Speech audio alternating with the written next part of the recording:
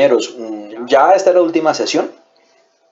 Vamos a hablar de un tema que particularmente me llama mucho la atención y que me gusta bastante, que es acerca del estatus moral de los animales. Entonces, lo voy a dejar primero viendo un pequeño video que quiero compartirles con ustedes. Por favor, revisémoslo y reflexionemos un ratico. Entonces, acá les dejo.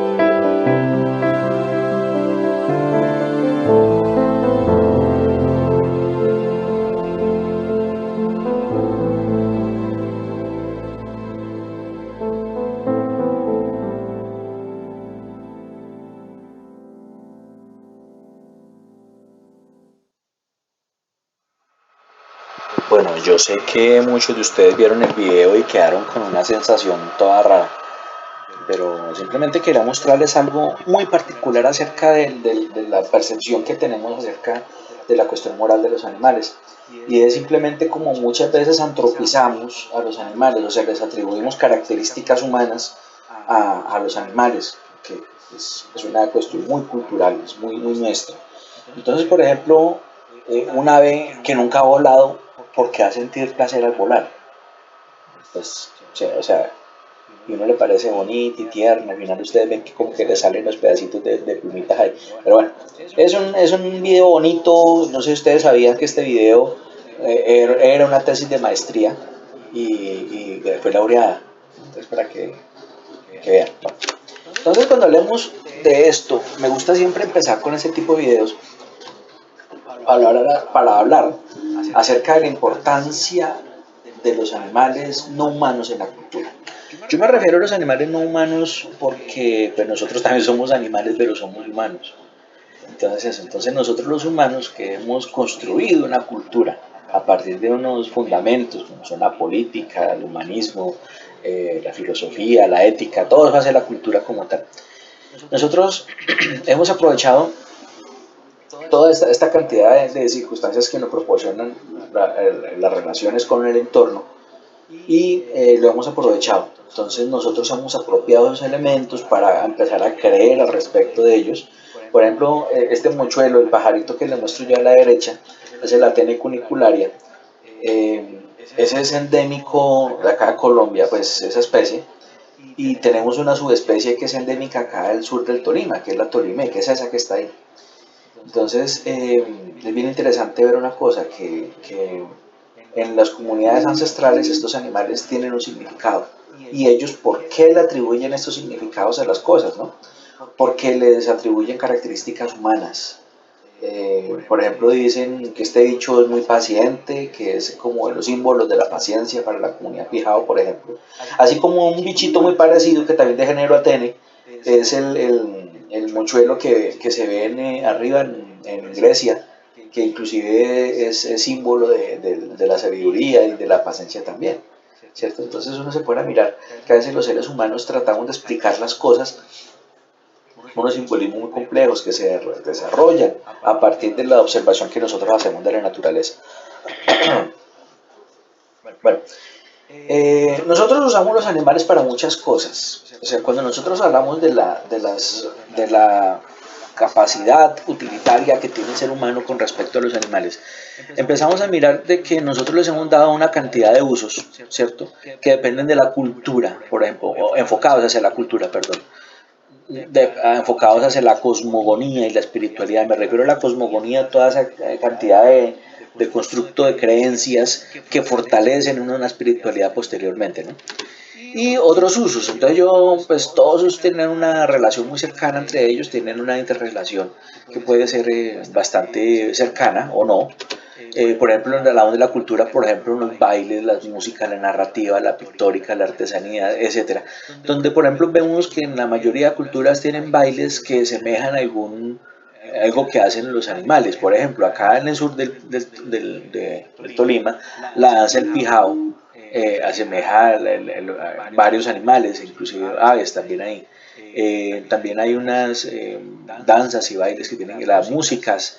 Yo creo que más de uno ha escuchado una canción que tenga que ver con un ave y características que ellas pueden tener. Las historias, los cuentos, la misma pictórica, las artesanías que se hacen, son representativos. Bueno, estoy enfocando mucho en aves porque mi trabajo doctoral trabajé mucho con este tipo de conocimientos tradicionales. La cosmogonía y la espiritualidad tienen mucho que ver con los mitos, la leyenda, los agüeros, pagamentos, costumbres. Por ejemplo, el cuento del tres pies. Sí, ustedes saben que cuando cantas animal supuestamente va a suceder una desgracia. O lo mismo que el pollo de viento, que también es un agüero similar que es el chilacó, la chilacoa. Y el chilacó es otro. Agüeros, por ejemplo, que se tienen, no sé, costumbres que se tienen, por ejemplo, con respecto a las creencias que se tienen, que si usted coge un animal y le hace algo, bueno, etcétera. Y otros usos como usos medicinales, ornamentálicos, lúdicos, para comer, nutricionales. Entonces uno pone a mirar, por ejemplo, que hay una cantidad de remedios de la medicina tradicional de muchas comunidades que usan partes de animales para algo. Es muy conocido, por ejemplo, aquí en el Magdalena Medio, el uso de la cascabel para aliviar el cáncer, ¿no? También en algunas partes se usa en contra de las mordeduras de algunos animales ponzoñosos, la hiel de oruga, por ejemplo. Bueno, me saben a qué me refiero. Inclusive se me olvida pagar ahí en la parte de espiritualidad y cosmogonía los animales que se usan con fines mágicos. Sí, por ejemplo, hay animales que se usan por ejemplo, para matar personas. Por ejemplo, conocí un señor de un médico tradicional brujo, que me contaba que para matar a una persona usted debía simplemente conocer dónde pisó su enemigo y ahí clavaba la púa de una raya de río por un rezo especial. Entonces yo dije, pero ¿cómo? Sí, señor, ese se muere. Y yo, uy, obviamente son cosas como historias que no le cuentan, pero son usos tradicionales de los animales que siempre los hemos tenido en nuestra cultura. Entonces, nosotros los humanos al ser tan extractivos y al tratar como de demostrar nuestra supremacía moral en muchas formas, yo creo que ahí estamos también usando como la naturaleza a nuestro favor de la mala, ¿cierto? Entonces una de esas partes de la problematización es, por ejemplo, las diferentes conductas que pueden sugerir un maltrato hacia los animales, ¿no? ¿Por qué? Porque muchas veces hay un desconocimiento de las leyes y normas de las personas porque lo han hecho siempre, porque creen que está bien, porque creen que es un símbolo de estatus como era antes, bueno, etcétera. Y usan inadecuadamente los animales que si no se cuida uno, si no los maneja de una manera adecuada, se pueden provocar una disminución en la población de estos individuos, pudiendo ser muy probable que se pueda llegar a peligros de extinción. Eh, Hay también que conocer que algunas comunidades usan los animales con un fin sostenible, ¿cierto? Que es por ejemplo el autosustento. Usted como le va a decir a un indígena de la Guainía que no case.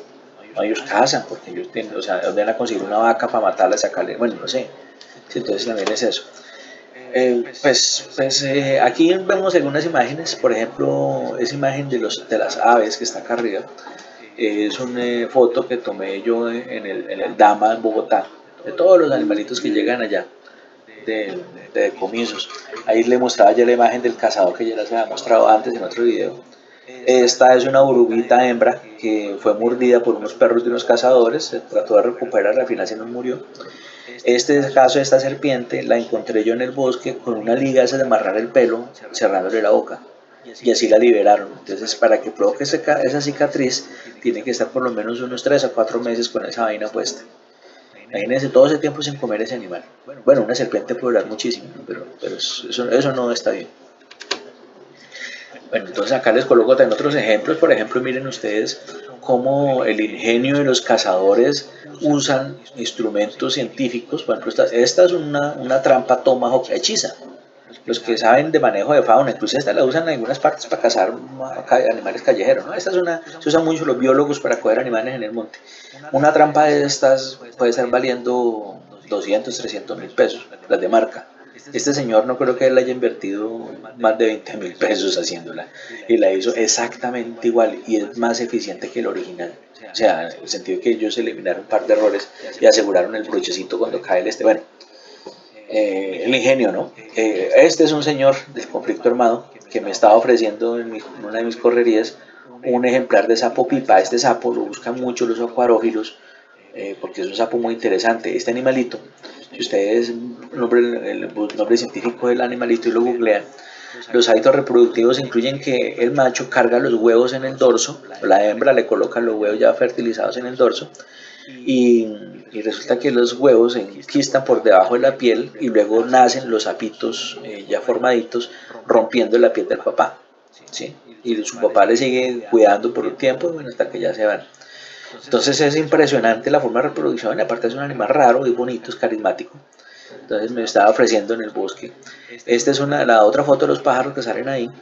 Es una foto que me facilitó un funcionario de la Corporación Autónoma de acá del Tolima, donde estaban haciendo una liberación de unos animales que estaban, esos loros son de esos cascabelitos, pero le echaron de ese blondón, de esa cosa que usan las mujeres para tinturarse el cabello, para que quedara como oreja amarillo. Sí, así lo estaban ofreciendo en la calle. Y este bichito, el del turpial de laguna, es el Chrysomys icterocephalus, que ese es un animal de hábitos acuáticos, no es el turpial que nosotros conocemos, ¿cierto? Pero entonces es bonito. Entonces un animal de esos necesita el agua. Ahí en una jaula se va a morir. Eso se van a liberar. Bueno, otra problemática que sucede es que muchas veces quienes infringen la ley son personas que conocen muy bien la norma. Entonces, al conocerla, pues obviamente le sacan provecho o se cuidan más en algunas circunstancias.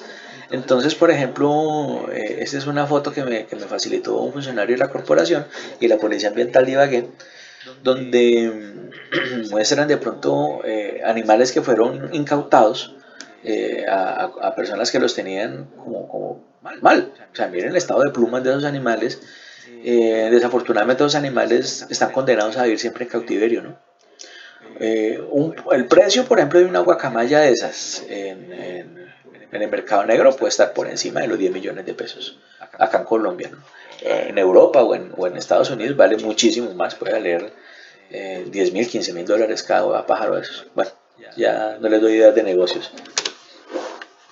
Bueno, otra parte de la problematización que se alcanza a ver acá también es la falta de entrenamiento de las personas que hacen manejo con los animales. Por ejemplo, yo coloco el ejemplo típico de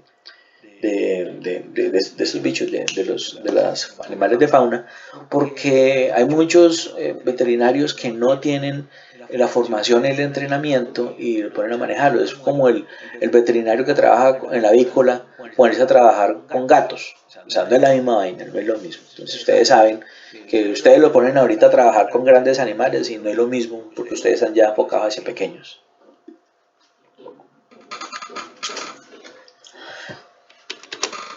Bueno, este es un caso también que fue bastante incómodo.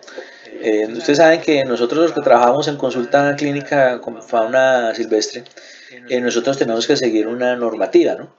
Entonces parte de esa discusión también la quiero hacer con ustedes con este casito, ¿cierto? Para ahorita seguir con la otra parte de esta charlita. Por ejemplo, este es un caso de un paciente que se llamaba Valerie, es una Sagwinus oedipus, el famoso titicasa de algodón, es una hembrita. Se le hicieron observaciones con respecto a la sanidad del animal, entonces ahí lo remitieron a la clínica de un colega, ¿cierto? Porque el señor que la atendía era alguien de la Policía Nacional. El animal después muere. Cuando uno le hace la recomendación, yo acostumbro cuando trabajo con fauna de grabar las consultas, se le dice al cuidador del animal, dice, venga, yo voy a grabar la consulta, yo casi siempre trabajo a domicilio, entonces yo grabo la consulta y aparte eso pues en la libreta de notas que yo tengo pues apunto las cosas. Pero entonces yo le dije a la señora, dije, mire señora, si su esposo trabaja en la policía, dígale que hay una ley que es la 1333 del 2009 y el decreto reglamentario 2064 que modifica el Código Penal, donde le puede otorgar una cárcel de hasta 12 años por tener un animal de esta especie en su casa. Así le dije. Entonces, ay, no, pero es que él ya pagó. Yo, ¿cómo decir que ya pagó? O sea, estamos mirando hablando de corrupción en medio de la... ¿sí? Y es una especie que está considerada en estado de amenaza por la UICN, ¿no? Bueno, el animalito se le hicieron algunas recomendaciones, como les dije, se miró, se revisó, el animalito no estaba bien. Yo sugerí incluso una hospitalización preventiva. Pero pues el cuidador es el que toma la última palabra, ¿no? Entonces, bueno, eso fue también otra cosa que también se hizo de otra forma. Este es el colega que nos prestó la clínica, el doctor Jorge Martínez, también estudiante de esta maestría. Él fue el que nos colaboró con este caso.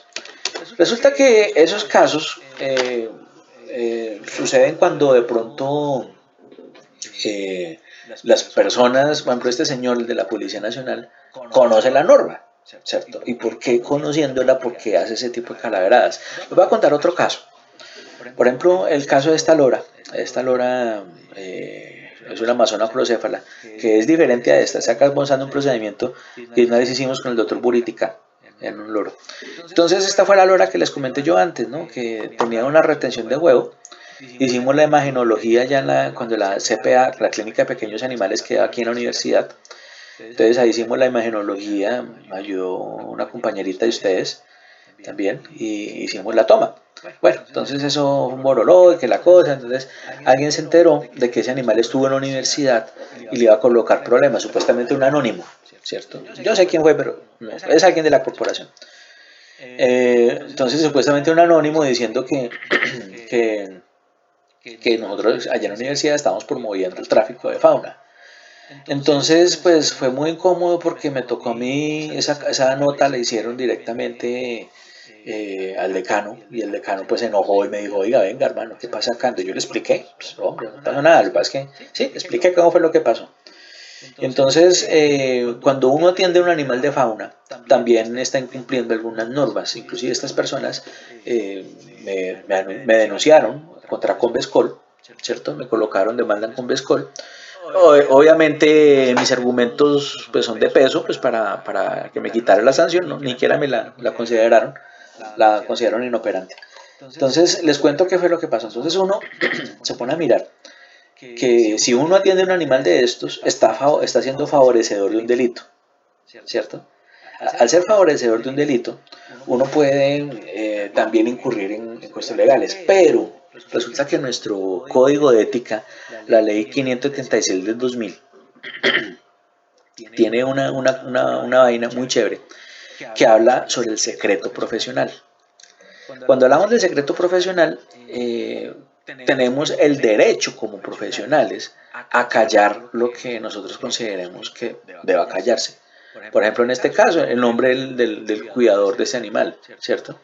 Que eso, como le explicaba yo a usted, porque yo en mis historias clínicas yo tengo todo eso registrado. Aparte de eso, yo mostré, como dice, la grabación que hice, donde le pregunté a la señora, venga, ¿usted le dieron este papel en tal época? ¿Qué le dijeron? No, que iban a venir todo cada 6 meses y que tal cosa. ¿Cuándo fue la última visita? No, nunca le hicieron.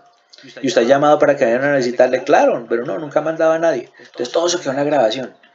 ¿Sí? Entonces son cosas para uno curarse, ¿no? Para que ustedes así atiendan el paciente que sea un caballo, sea un perro, no sé. Yo les aconsejo que también un método es grabar la conversación y avisarle al cliente, ¿no? Obviamente se le dice al cliente, mire, qué pena, yo por cuestiones de seguridad estoy grabando esta conversación. Ya, o colocar un avisito discreto en el consultorio. Sí, es una opción legal muy interesante. Bueno, el caso fue que me acogía al secreto profesional y la ley nos protege en ese sentido. Porque si yo sé que el animal estaba en buenas condiciones, estaba bien alimentado, estaba bien manejado, porque ese animal lo habían atendido ya otros veterinarios, que incluso yo los consulté, le dije, venga, usted atendió y dije, sí, si ustedes se fijan, el animal no tiene las alas cortadas, el animal volaba, ¿sí? Ellos tenían allá en el aviario, era un patio mediano, con un árbol en la mitad, y lo tenían todo con reja, o sea, el animal no podía volar por ahí, era un aviario muy bueno, o sea, mejor que en una jaula, mejor que en muchos zoológicos, mejor que en el CAP, ¿cierto? Bueno, entonces también hay que ser muy congruentes con esto, pero se estaba motivando la tenencia, entonces una de las cosas, apenas pasó el problema, yo le consulté a la cuidadora del animal, yo le dije, mire, pasó esto y esto, y si llegan a requerir de usted, pues diga lo que pasó, así fue. Y bueno, entonces eso es una cuestión. Entonces también para manejar ese tipo de casos, también hay que tener experticia no solamente en lo médico, sino también como en determinar si es un caso de abuso con los animales, reportarlo de una vez. Eso sin miedo. O sea, si uno sabe que un animal está siendo maltratado, o está siendo mal alimentado, o está teniendo condiciones ilegales, de una llamar a la ley. Eso sí, créame que es algo que yo he aprendido a hacer, porque la mano de uno también está en la salvaguarda del bienestar de otros animales, ¿cierto? Entonces, bueno, simplemente se quiere hacer ese pequeño paréntesis hablando también de ese otro tema. Bueno, le vamos a dar un videito, bueno, y de una vez les pido, me disculpen de nuevo por el énfasis que yo hago tan fuerte en la parte de fauna, ¿no? Pero ustedes saben que algunos de ustedes han atendido mascotas no convencionales, ese tipo de mascotas no convencionales muchas veces son consideradas mascotas y van a llegar a sus consultorios. O sea, no le van a llevar al veterinario de vacas o al de caballos, no, le llega al veterinario de pequeños. Yo creo que más de uno de ustedes ya ha atendido mini pig. ¿Cierto? Los mini pigs son muy bacanos para trabajarlos, pero son terribles. Luego hablamos de eso, sí, para intercambiar experiencias. Entonces les digo, bueno, en este video les voy a mostrar una estereotipia. La pongo a correr y luego le pongo el video de una estereotipia en un jaguar, en un zoológico colombiano, ¿cierto? Yo quiero que lo miren, que los movimientos están muy por encima uno del otro, está básicamente calcado, mira, está el brinquito del hombro del animalito, ¿sí? Ahí sale otra vez el brinquito, hágale claro el brinquito, ese brinquito, ¿sí? Entonces esos son movimientos, eso es una estereotipia por deprivación, soy mis estudiantes, mira, quite de ahí, bueno. Entonces, lo muestro otra vez. Yo quisiera conocer las impresiones de ustedes al respecto de estas situaciones. Eso es una imagen vieja, les advierto, es una imagen que la tomé yo en el 2004 cuando trabajaba con la UTCA. Yo soy mis estudiantes de fauna de la UTCA. Entonces, pues son cosas que uno, pues a veces, entonces quiero que hablemos acerca de la presentación de estos comportamientos similares, no solamente en animales de fauna, pues hablemos por ejemplo de perros estereotipados que ustedes tengan, ¿cierto? Por ejemplo, ustedes saben de que hay razas y la aparición clínica de estereotipias en mascotas es más alta y también tiene una predisposición por razas, ¿no? Por ejemplo, miren la cara por lamido del poodle, ¿no? También el poodle es uno, pero también toda esta raza molosoides como el pastor alemán, el Rottweiler, el Doberman Pinscher, por el acrapo lamido en la pata derecha, ¿no? ¿Se pilla? Esa es una estereotipia. El pug, el que se persigue la cola, ese también, o el bulldog que se persigue la cola, esas razas brachiocefálicas que no ven bien, entonces ven la cola, como, entonces comienzan a estereotiparse. O el caso de los Bull Terrier, que casi todos resultan con alguna estereotipia. Yo no conozco el primer Bull Terrier que no sea estereotipado de alguna forma.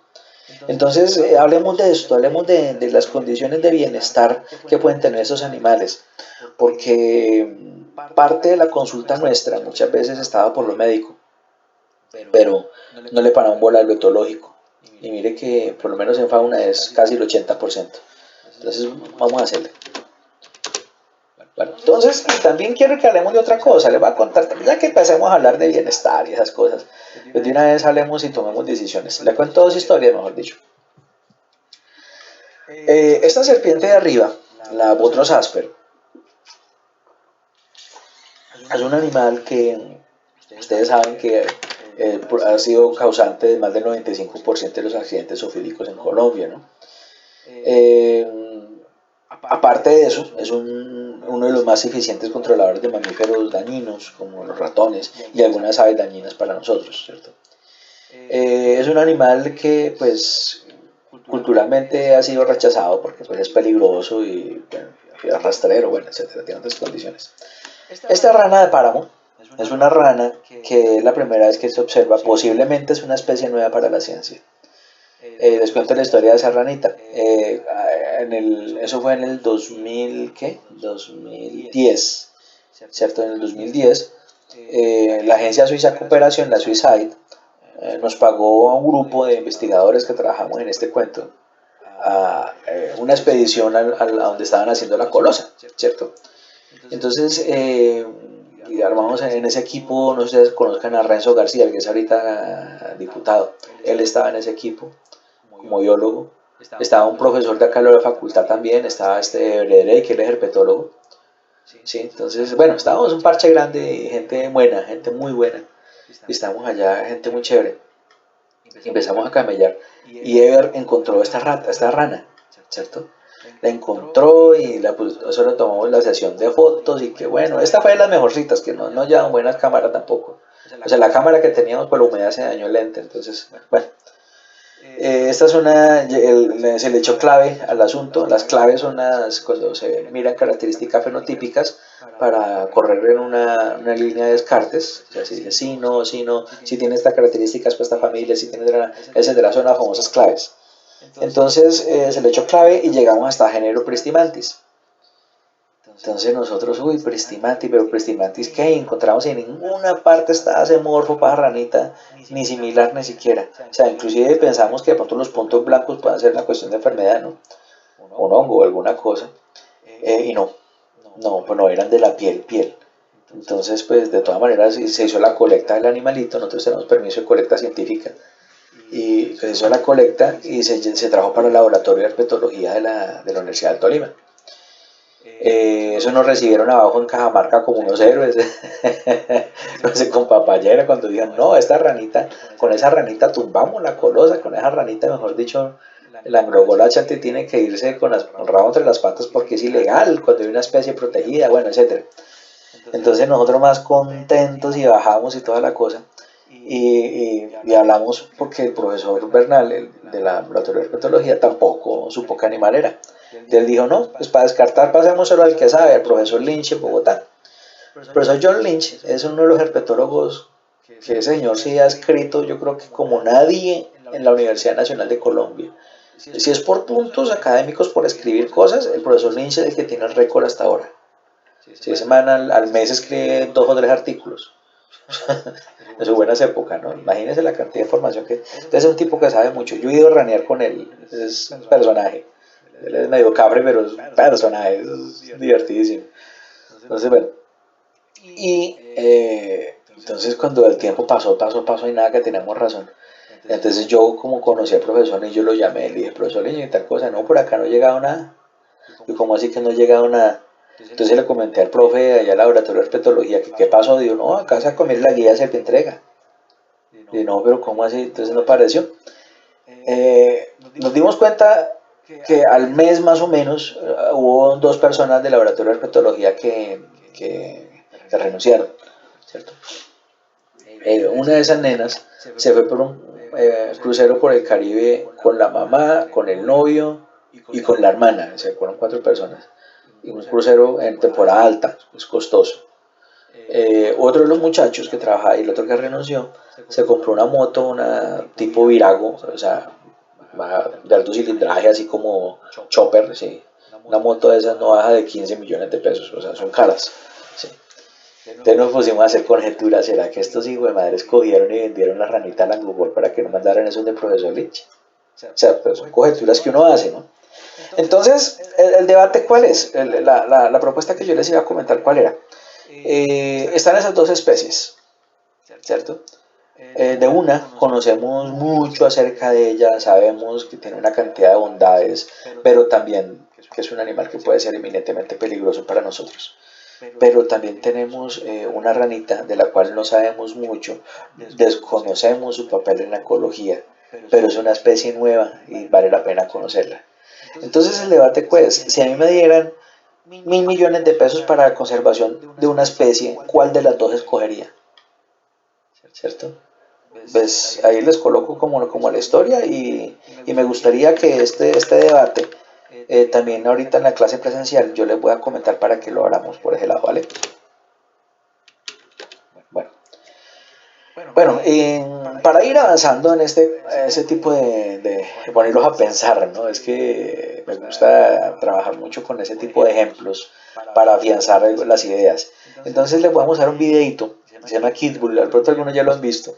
Un video muy bacano y me gustó muchísimo.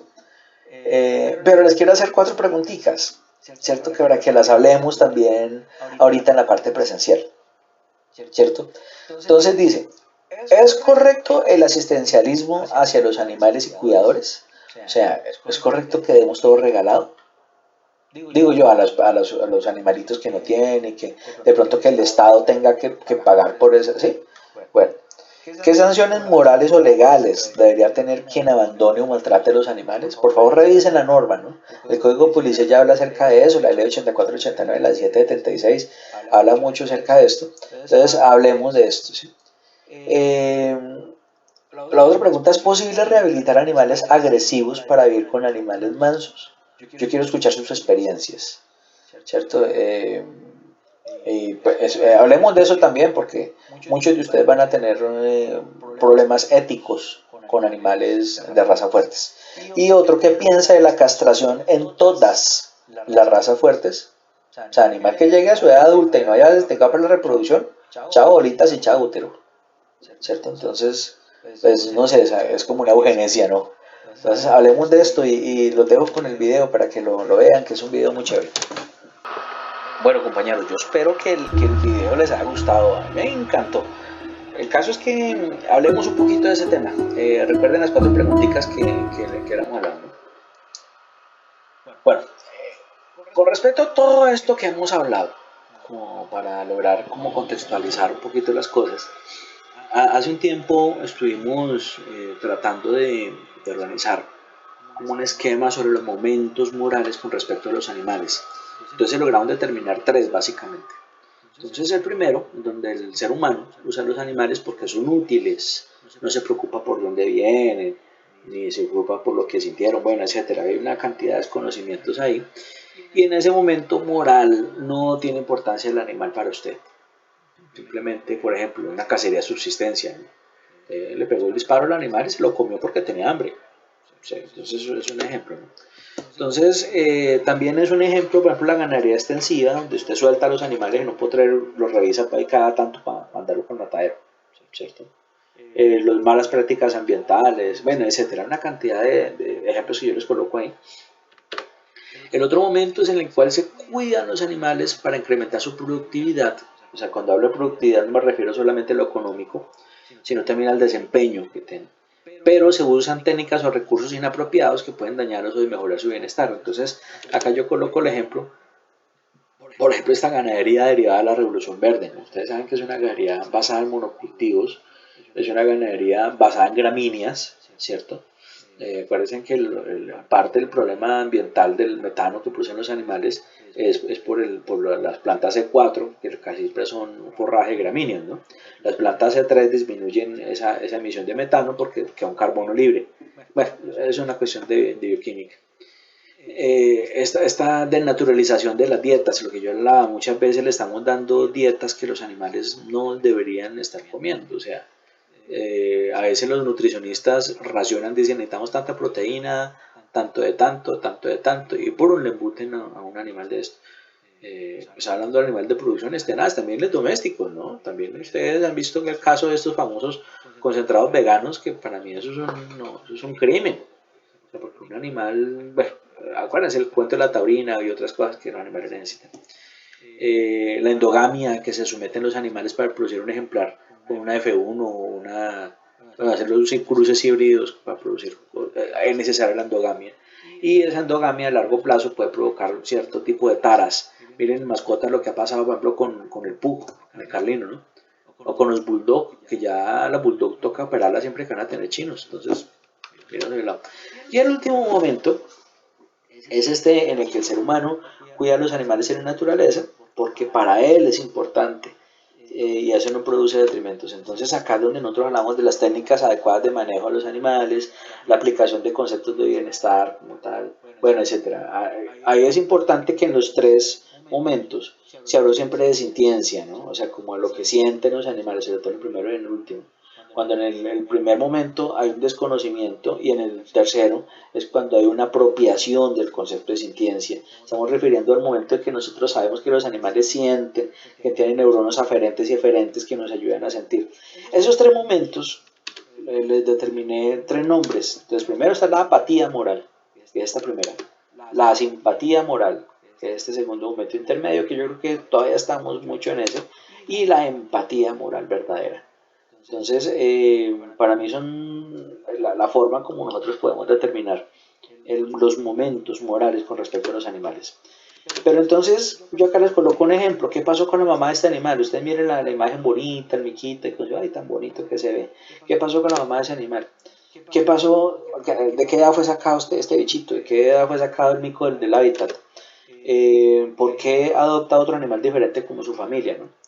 Uno pone a pensar que este tipo de micos, que es el Semiliciurus, que es este frailecillo que llaman también, es una, ¿qué? Es un animalito que para que la madre deje ir a su cría tiene que matarla a ella. Si ella no lo deja, uno tira muela y entonces tuvieron que haber matado a la mamá para poder tener ese cachorrito ahí. Entonces, pues hombre, ¿y por qué adoptó este animal de otra familia diferente? Pues la persona que casó a ese miquito se lo colocó a la perrita, es una perra, eso fue en Villavicencio. Esa perrita, entonces pues obviamente el animalito pues lo adoptó, o sea, dijo, no te espero, venga, me cuelgo. Y ese es el instinto de ellos, ¿no? Como de, pues, bueno, ahí fue una cosa muy triste, simplemente era para abrirle el campo a hablar de este tema, que me gusta bastante. Yo creo que ustedes también. Entonces primero definamos qué es el bienestar animal. Entonces resulta que Elica sacó un librito hace un tiempo donde hablaban que este concepto de Elica del 2006. El bienestar animal puede ser definido como el trato humanitario brindado a los animales, entendiendo como el conjunto de medidas para disminuir el estrés, la tensión y el sufrimiento de traumatismos, el dolor de los animales, bueno, etc. A mí esos conceptos de libro no me gustan, aunque alguna vez escribí uno en un libro que escribí, ¿no? Puede identificarse como el confort de los animales y cómo se suplen las necesidades vitales básicas sin mejorar su calidad de vida. Bueno, es la misma vaina, ustedes se dan cuenta que estoy diciendo exactamente lo mismo con otras palabras. Entonces no me interesa que ustedes aprendan un concepto de libro, simplemente que lo entiendan. Entonces, para entender eso, al entender esto, perdón, nosotros vamos a darnos cuenta de que nosotros en Colombia tenemos una normatividad bien amplia con respecto al bienestar. Por ejemplo, si yo me pongo a devolverme, acá yo le estoy hablando del Código Policía, ¿no? No, perdón, el Código Penal. El Código Penal colombiano habla acerca de delitos contra la vida, la integridad física y emocional de los animales. ¿Se pilla? Revisen el artículo 339A del Código Penal colombiano. Ay, perdón. También está la Ley de Protección de los Animales, el estatuto que es de la Ley 84 del 89. Está la que modificó, es la cuestión de la Ley 84 del 89, el Código Penal, que ya le mostré qué pasa ahí, y el Código Civil. Resulta que el Código Civil colombiano, ¿por qué lo modificó? Porque es que en el Código Civil, que es de 1887, imagínense de hace cuánto.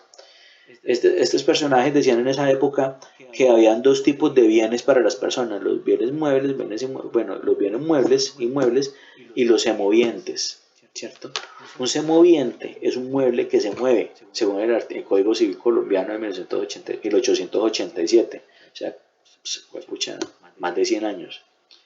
Entonces uno se pone a pensar que cómo se modificó, entonces ya se le dice que los animales no son semovientes. Mira, acá estoy mostrándole acá en este pedacito, donde habla, muebles son los que se pueden comportarse en un lugar a otro, sea moviéndose hacia mismos o como los animales, que por eso se llaman semovientes, sea que solo se muevan por fuerza externa, como las cosas inanimadas, exceptúese las que siendo muebles por naturaleza reputan inmuebles, bueno, etc.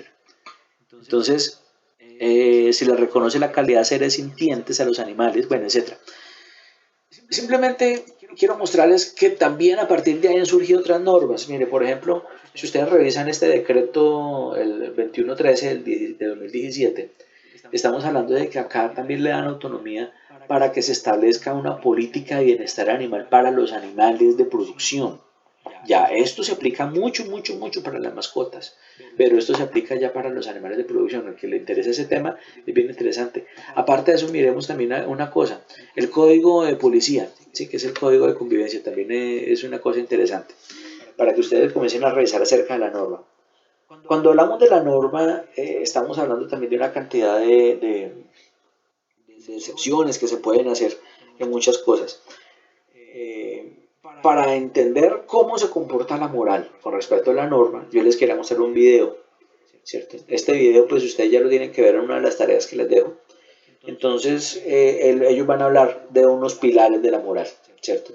Entonces, lo que yo quiero es que ustedes, ahorita más tarde en la discusión que vamos a tener, hablemos, bueno, más tarde, cuando toque esta sesión, hablaremos de un caso hipotético por parejas y lo vamos a discutir entre todos, ¿vale?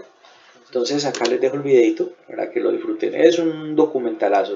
Esta charla TED se la recomiendo para que por favor las busquen, las vean y las sigan de vez en cuando, que tienen cosas muy interesantes.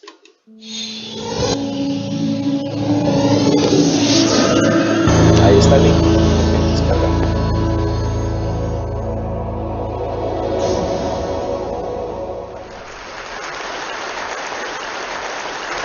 I was born in Den Bosch, where the painter Hieronymus Bosch named himself after.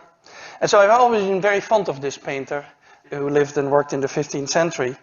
And what is interesting about him in relation to morality is he lived at a time where religion's influence was waning, and he was sort of wondering, I think, what would happen with society if there was no religion or if there was less religion. And so he painted this famous painting, The Garden of Earthly Delights, which some have interpreted as being humanity before the fall, or being humanity without any fall at all. And so it makes you wonder what would happen if we hadn't tasted the fruit of knowledge, so to speak, and what kind of morality we would have. Much later, as a student, I went to a very different garden, a zoological garden in Arnhem, where we keep chimpanzees. This is me at an early age with a baby chimpanzee. And I discovered there that chimpanzees are very power hungry, and wrote a book about it. And at that time, the focus in a lot of animal research was on aggression and competition. And actually, the whole picture of the animal kingdom, and humanity included, was that deep down we are competitors, we are aggressive, we are all out for our own profit, basically. This is the launch of my book. I'm not sure how well the chimpanzees read it, but they surely seemed interested in the book. Now, in the process of doing all this work on power and dominance and aggression and so on, I discovered that chimpanzees reconcile after fights. And so what you see here is two males who have had a fight. They ended up in a tree, and one of them holds out a hand to the other. And about a second after I took the picture, they came together in the fork of the tree, and they kissed and embraced each other. Now, this is very interesting because at the time, everything was about competition and aggression, and so it wouldn't make any sense. The only thing that matters is that you win or that you lose. But why would you reconcile after a fight? That doesn't make any sense. This is the way bonobos do it. Bonobos do everything with sex, and so they also reconcile with sex. But the principle is exactly the same. The principle is that you have a valuable relationship that is damaged by conflict, so you need to do something about it. And so my whole picture of the animal kingdom, and including humans also, started to change at that time. So we have this image in political science, economics, the humanities, philosophy for that matter, that man is a wolf to man. And so deep down our nature is actually nasty. I think it's a very unfair image for the wolf. The wolf is after all a very cooperative animal. And that's why many of you have a dog at home, which has all these characteristics also. And it's very unfair to humanity, because humanity is actually much more cooperative and empathic than they're given credit for. And so I started getting interested in those issues and studying that in other animals. So these are the pillars of morality. If you ask anyone what is morality based on, these are the two factors that always come out. One is reciprocity, and associated with it is a sense of justice and a sense of fairness. And the other one is empathy and compassion. And human morality is more than this. But if you would remove these two pillars, there would be not much remaining, I think. And so they're absolutely essential. So let me give you a few examples here. This is a very old video from the Yerkes Primate Center where they train chimpanzees to cooperate. So this is already about 100 years ago that we were doing experiments on cooperation. And what you have here is two young chimpanzees who have a box, and the box is too heavy for one chimp to pull in. And of course there's food on the box, otherwise they wouldn't be pulling so hard. And so they're bringing in the box. And you can see that they're synchronized. You can see that they work together. They pull at the same moment. It's already a big advance over many other animals who wouldn't be able to do that. And now you're going to get a more interesting picture, because now one of the two chimps has been fed. So one of the two is not really interested in the task anymore.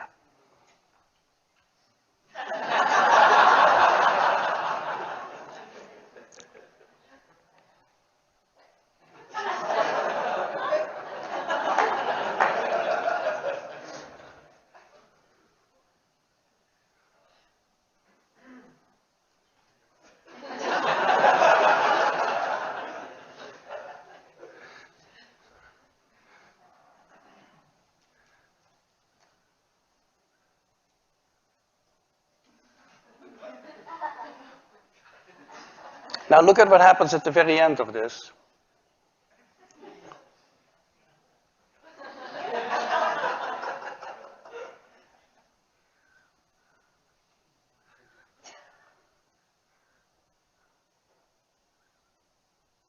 He takes basically everything.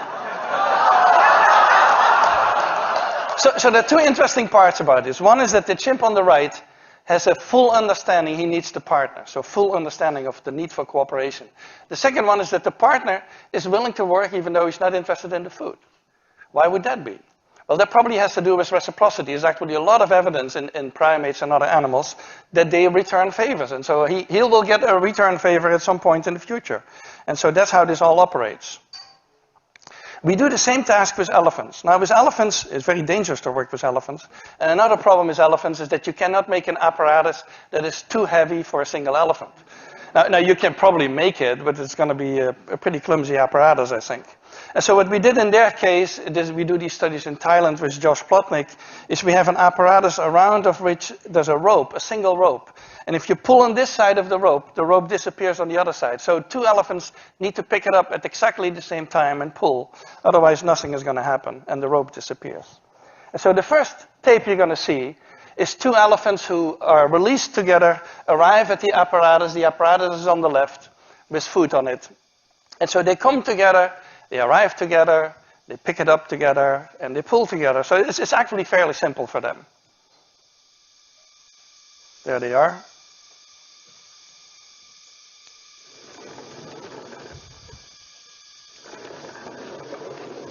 And so that's how they bring it in. But now we're going to make it more difficult, because the whole purpose of this experiment is to see how well they understand cooperation. Do they understand it as well as the chimps, for example? And so what we do in the next step is we release one elephant before the other, and that elephant needs to be smart enough to stay there and wait and not pull at the rope, because if he pulls at the rope, it disappears and the whole test is over. Now this elephant does something illegal that we did not teach it, but it shows the understanding that he has, because he puts his big foot on the rope, stands on the rope and waits there for the other, and then the other is going to do all the work for him. So it's what we call freeloading. But it shows the intelligence that the elephants had. They developed several of these alternative techniques that we did not approve of necessarily. So the other elephant is now coming. And is going to pull it in.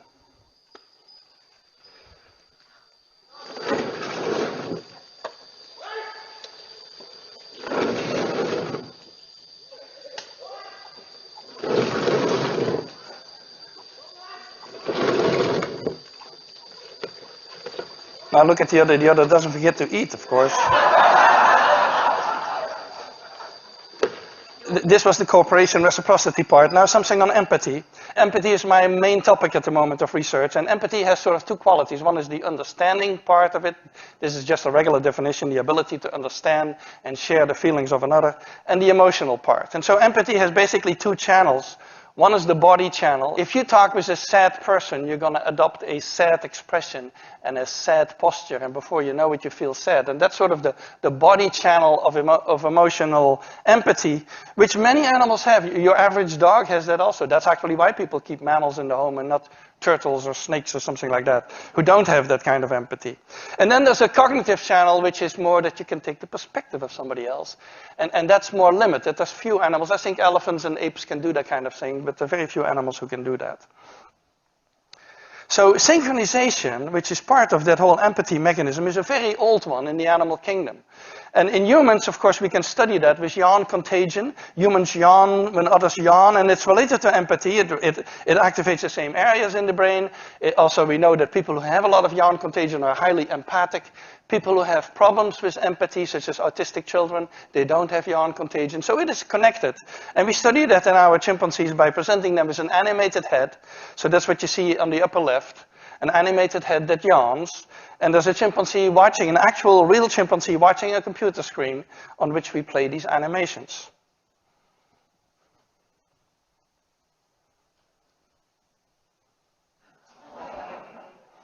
And so yawn contagion, that you're probably all familiar with, and maybe you're going to start yawning soon now, is something that we share with other animals. And that's related to that whole body channel of synchronization that underlies empathy.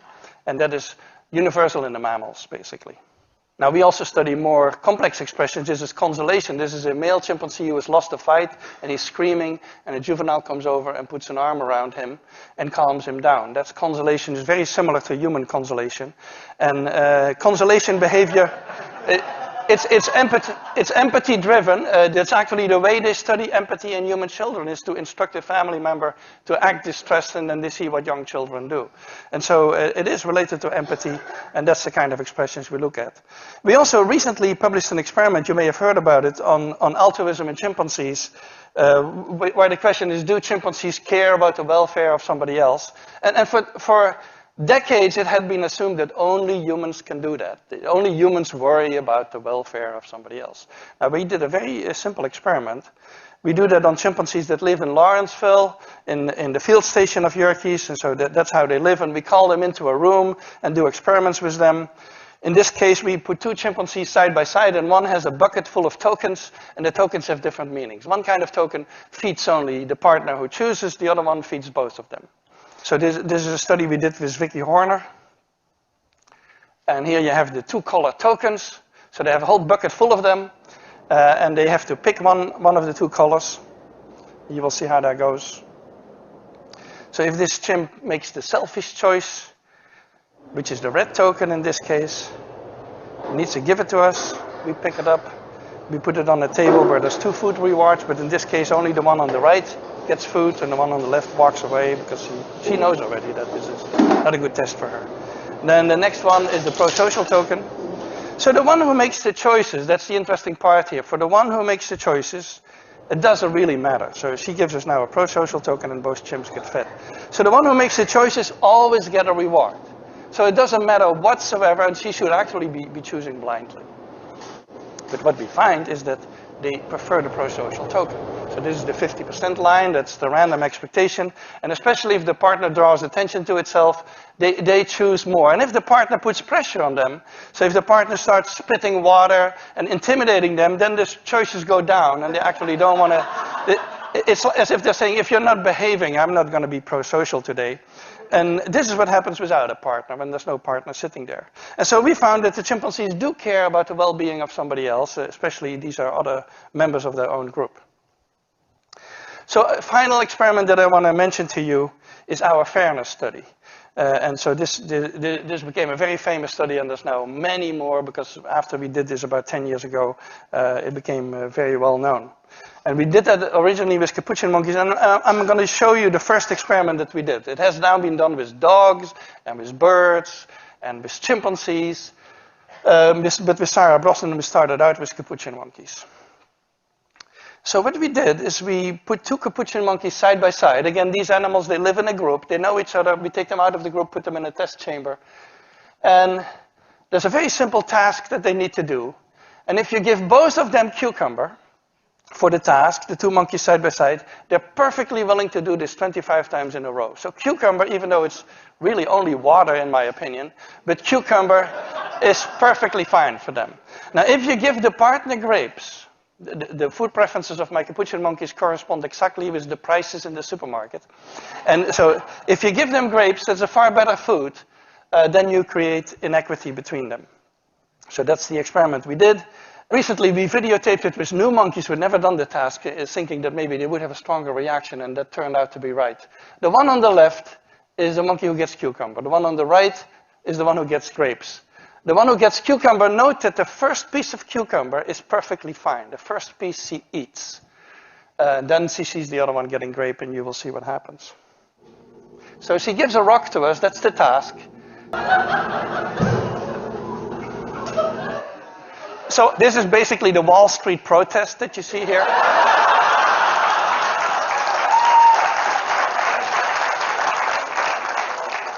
Let me tell you, I still have 2 minutes left. Let me tell you a funny story about this. This study became very famous, and we got a lot of comments, especially anthropologists, economists, philosophers. They didn't like this at all, because they had decided in their mind, I believe, that fairness is a very complex issue and that animals cannot have it. And so one philosopher even wrote us that it was impossible that monkeys had a sense of fairness, because fairness was invented during the French Revolution. So, now, and another one wrote a whole chapter saying that he would believe it had something to do with fairness if the one who got grapes would refuse the grapes. Now, the funny thing is that Sarah Brosnan, who's been doing this with chimpanzees, had a couple of combinations of chimpanzees where indeed the one who would get the grape would refuse the grape until the other guy also got a grape. So we're getting very close to the human sense of fairness, and I think philosophers need to rethink their philosophy for a while. So let me summarize. I believe there's an evolved morality. I think morality is much more than what I've been talking about, but it would be impossible without these ingredients that we find in other primates, which are empathy and consolation, pro-social tendencies, and reciprocity and a sense of fairness. And so we work on these particular issues to see if we can create a morality from the bottom up, so to speak, without necessarily God and religion involved, and to see how we can get to an evolved morality. And I thank you for your attention.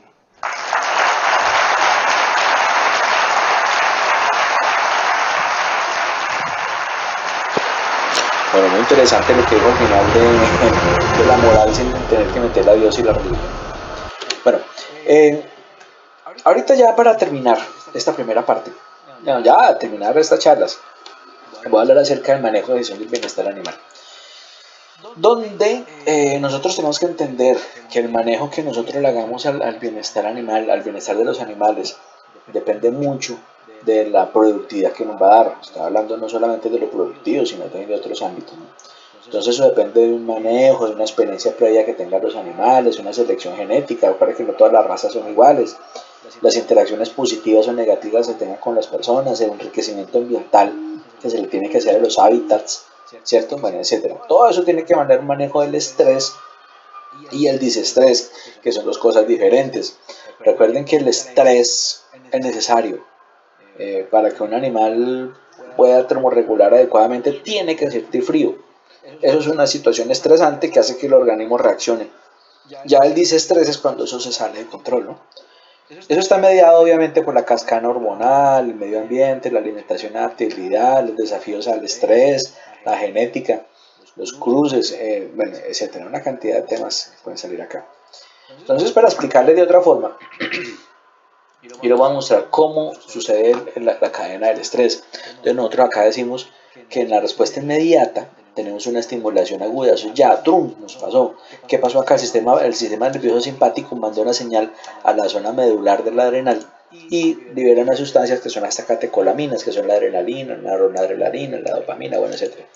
Y obviamente pueden suceder dos cosas, que el animal se choquee y se muera de un infarto, por ejemplo, o un agotamiento, o que se adapte y sea ver un animal. La estimulación tardía, que es una estimulación crónica, que yo todos los días le hago un estresante al animal, lo estreso y lo estreso, hasta que el animal va desarrollando que el hipotálamo libera en la zona cortical del adrenal unas sustancias que se llaman el cortisol. Recuerden que el cortisol tiene una cantidad de efectos, ayuda a la gluconeogénesis, entonces hay un desgaste energético más alto. El animal se puede adaptar a esta condición o extenuarse y morir, ¿cierto? Entonces eso también, esa adaptación sobreviene a la resistencia. Entonces, ustedes, los que les gusta la parte de la etología, acuérdense que hay dos conceptos con respecto al aprendizaje, ¿no?, que es la habituación y la sensibilización. Esto sería una habituación, ¿cierto? Esta estimulación crónica. El famoso descosquilleo, por ejemplo, que dicen a los caballos, o ir acostumbrando al perro, por ejemplo, con el descosquilleo, a usar el collar. Esas son cosas que más adelante haremos. Entonces, para eso es importante que nosotros entendamos de que la respuesta al estrés es un proceso fisiológico y de nosotros depende, con los estímulos externos e internos que le demos, cómo debe asumir el animal esto. Entonces, ahí está, por ejemplo, con el aprendizaje, ¿no? Entonces, yo les decía a ustedes hace un momentico que la tolerancia a los diferentes agentes estresantes se logra por medio de diferentes métodos, como el aprendizaje no asociativo, que incluye lo que es la habituación y la sensibilización, y algunos tipos de condicionamiento operante. Recuerda que el operante es el pavloviano, ¿no? Entonces, es importante que tengamos esto en cuenta y cómo funciona el sistema nervioso de los animales, igualito que el nuestro. Bueno, entonces ya hablando de bienestar animal, les quiero hablar acerca de las 5 libertades. Muchos de ustedes han reconocido esta como las libertades tipo del bienestar animal. En ellas habla la ley 1776. También hablan en muchas otras normas que hablan de bienestar animal también en Colombia. Y los animalistas la recitan: libertad de hambre y sed, libertad de incomodidad, libertad de dolor, lesión y enfermedad, libertad para expresar un comportamiento normal según su especie, y libertad de miedo y estrés o disestrés. Eso lo estableció en 1993 el Consejo de Bienestar Animal de Animales de Granja del Reino Unido, y ya se habían esbozado más o menos como de finales de los 80s. Entonces, para que los tengamos en cuenta. Tiene varias ventajas. Por ejemplo, que es fácil de aplicar, ¿cierto? En la zootecnia es muy fácil aplicarlo, porque pues obviamente los que somos MBZ nos damos cuenta de que a veces un indicador de bienestar es, por ejemplo, la alta producción, ¿cierto? Bueno, etcétera. El cambio de mentalidad por parte del cuidador y productor es fácil, porque uno concientiza a la gente de que tiene que hacer ciertas cosas, ¿sí?, y permite mejoras en instalaciones y alojamientos, además de que cada libertad se diferencia de las otras, ayudando a que sea mucho más objetiva, pero también tiene algunas desventajas. Por ejemplo, tiende a ser subjetiva, porque depende de quién haga la observación, puede el animal estar en bienestar o no. El puntaje obtenido no ayuda a puntos débiles, y las libertades están claras, pero no está claro en circunstancias especiales. Por ejemplo, un animal en una unidad de cuidados intensivos, o un animal psiquiátrico, o un animal plaga, o un animal vector, ¿cierto? Entonces, cuando nosotros nos referimos a las 5 libertades, por ejemplo, un animal vector, un animal plaga, yo no voy a respetarle esto, ¿sí? Entonces también ¿se acuerdan lo que hablamos de los momentos morales? Eso está en la apatía moral. Ese es el ejemplo que les coloco.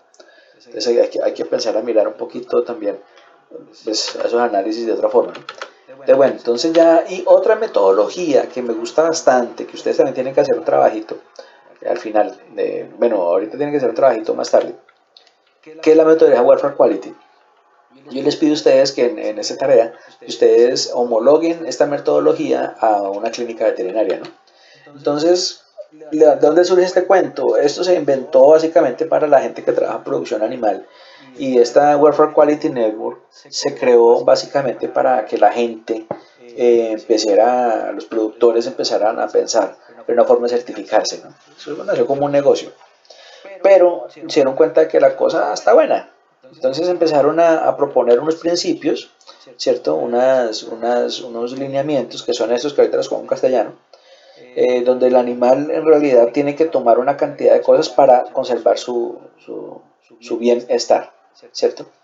Entonces, por ejemplo, eso se basa para la evaluación global del animal, que sería esta, como el animal, el rendimiento productivo como tal, va a basarse en 4 principios, que son la alimentación, el alojamiento, el estado sanitario y el comportamiento, y en 12 criterios.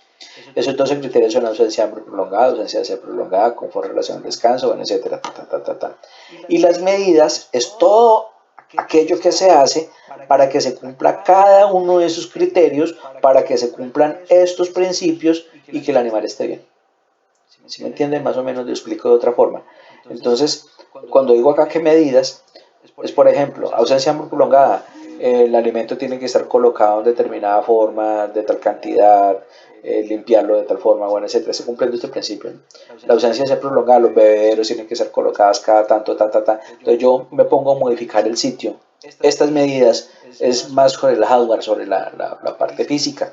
Entonces ahí es donde nosotros vamos a empezar a mirar qué hacemos para que disminuyan las lesiones, que por ejemplo exprese su conducta adecuada, bueno, etcétera.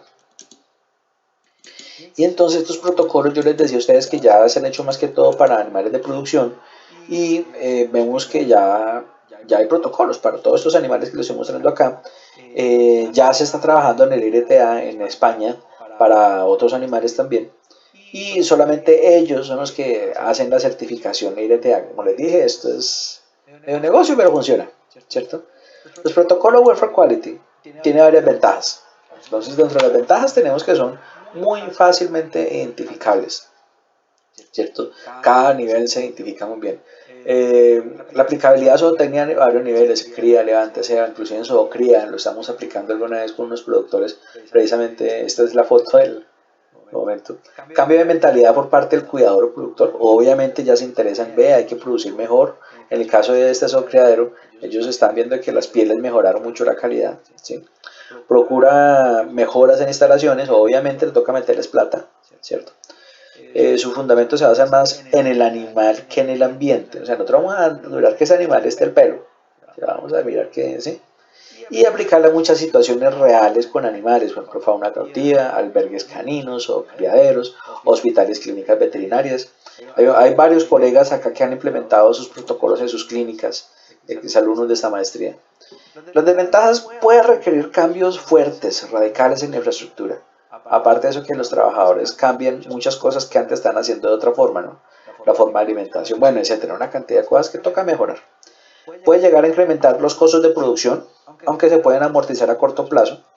Y hay una falta de entrenamiento en la implementación. Entonces, dependiendo de qué tanto toque implementar, asimismo va a ser como la dificultad, ¿no?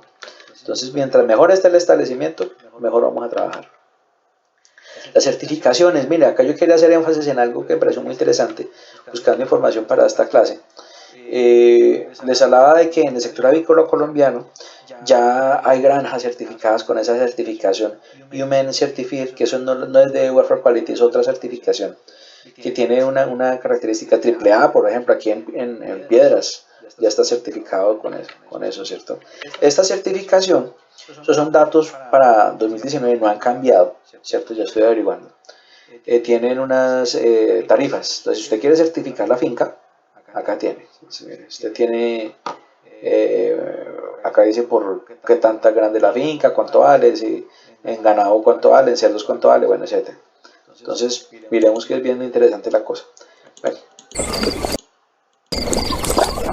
acá les dejo un video para que nos veamos un rato, pero está largo, luego lo vemos. Pero como conclusiones, bueno, hay que revisar el concepto de sufrimiento, ¿cierto? El concepto de sufrimiento animal, porque muchas veces podemos ser poco conscientes de esto. De angustia, dolor, miedo, hambre, apegos. Eso también muchas veces es importante en el sufrimiento de los animales.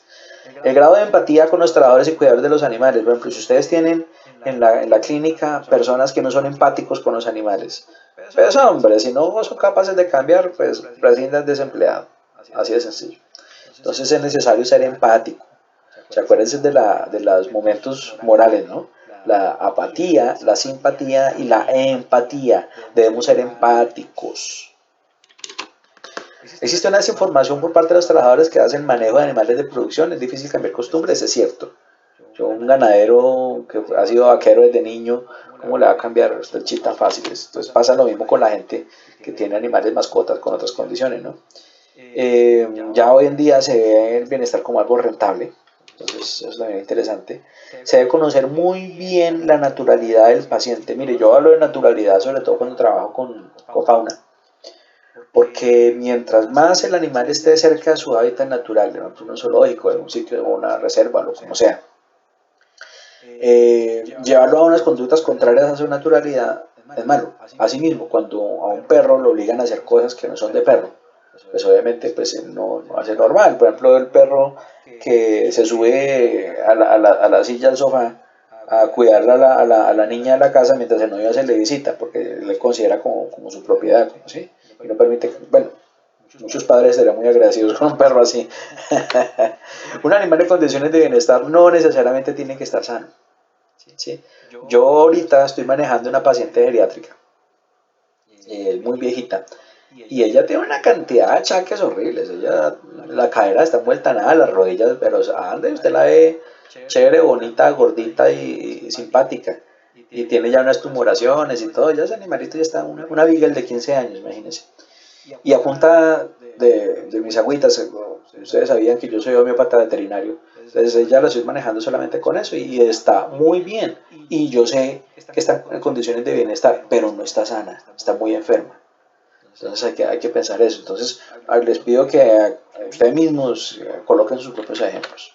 Bueno, compañeros, preguntas. Yo creo que ahorita va a haber tiempo para eso. Les agradezco mucho que me hayan escuchado. Por favor, les encargo comentarios, recomendaciones, insinuaciones, cualquier cosa, por favor, en el grupo o al WhatsApp. Muchísimas gracias y nos vemos. Chao.